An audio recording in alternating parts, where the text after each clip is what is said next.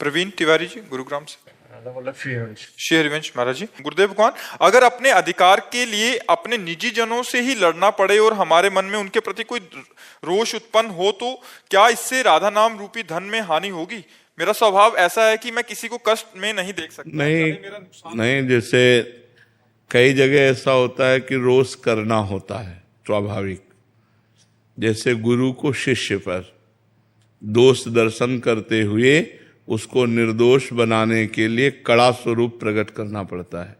जैसे माता पिता को अपने पुत्र पर उसके दोष को देख करके उसे निर्दोष बनाने के लिए उसे शासन में लेना होता है, ऐसे अधिकारी को अपने अनुयायियों पर, जो उसके नीचे कर्मचारी हैं, उनको काम में लगाने के लिए, निर्दोष काम करने के लिए उनकी प्रमाद स्थिति न बढ़ पावे, इसलिए थोड़ा रोष प्रकट करना होता है।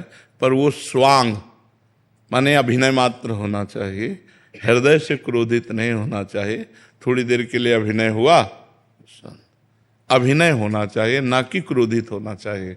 क्रोध का अभिनय और क्रोध में अंतर है। निजी जनों से महाराज जी, जैसे कोई जमीन संवाद हो गया या घर परिवार का, उसमें महाराज जी कैसे? हाँ, तो क्रोध का अभिनय करना होगा महाराज जी, लेकिन मैं उनका दिल भी नहीं दुखाना चाहता, मतलब मैं खोना नहीं चाहता उन लोगों की छोटी सी जमीन के लिए या फिर किसी और भी। हाँ, तो छोड़ देना चाहिए, फिर उस विषय को ही छोड़ देना चाहिए कि आपको जो लेना है आप ले लीजिए और शांति से रहिए, आनंद से रहिए।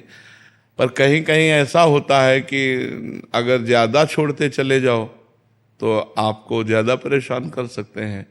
तो थोड़ा ऐसा भी स्वरूप दिखाना चाहिए कि मतलब मर्यादित जीवन चला जाए।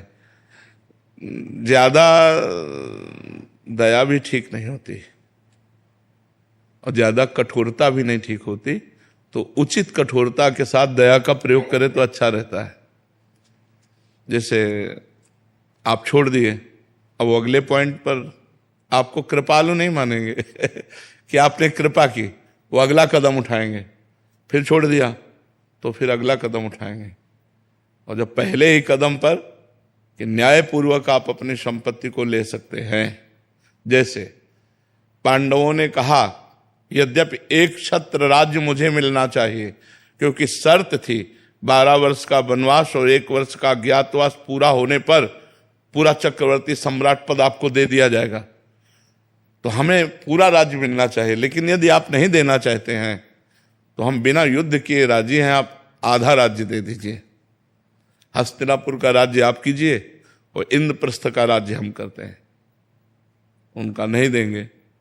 आखिरी में करुणा करके इस बात पर बात आई कि यदि वो 5 गांव दे देंगे तो हम 5 भाई काम चला लेंगे, लेकिन युद्ध नहीं करेंगे। तो दुर्योधन ने कहा सूजी के आगे की नोक भर नहीं दूंगा, तो कहा फिर महाभारत पक्का। तो भगवान संधि कराने गए थे, लेकिन भगवान की भी बात नहीं मानी। तो जब ऐसी जहां मूर्खता हो वहां फिर ज्यादा दया नहीं दिखानी चाहिए। नहीं, आपका भी परिवार है तो फिर परेशानी आ जाएगी। एक मर्यादा तक है, खाओ पियो आनंद से रहो, परिवार के हो या निजी जन हो। इसके बाद मर्यादा से अगर अतिक्रमण, तो फिर ऐसा भी होना चाहिए कि अगर हम बहुत सीधे बन जाएंगे तो बहुत हानि होती है। एक बार एक गांव में सांप बहुत परेशान किए हुए था, कोबरा। नारद जी निकले तो लोगों ने प्रार्थना की। तो नारद जी तो सर्वज्ञ हैं, सब भाषाओं का ज्ञान है। उन्होंने सांप से कहा आज के बाद इस गांव के किसी भी व्यक्ति को काटोगे नहीं। आज्ञा मान ली नारद जी की। तो 2 दिन बाद लौट के आए तो सांप घायल पड़ा था। तो उनका अरे तुम्हारी ये दशा कैसे हुई? बोले आपने करवाई। बोले क्यों?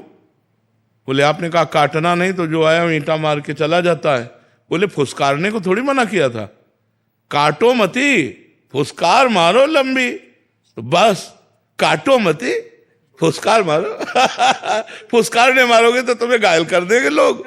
हाँ, फुसकार है, अगला कदम नहीं, तो बस फिर ठीक हो जाएगा। फुसकार की जरूरत होती है। अगर फुसकार की जरूरत ना हो तो आपको लोग बेवकूफ मानेंगे, आपको लोग पागल मानेंगे। आपको आपकी दयालुता और कृपालुता को आपको बुद्धू मानेंगे लोग। संसार का ऐसा क्षेत्र है, इसमें ज्यादा कृपालुता और दयालुता नहीं दिखाई जाती, इसमें धर्म पूर्वक निर्णय किया जाता है।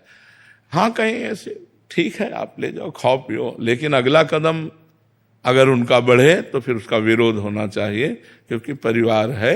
अगर ऐसे होगा तो बहुत ही विचित्र है।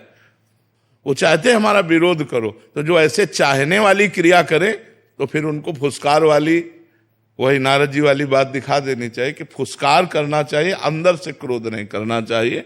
देखो भगवान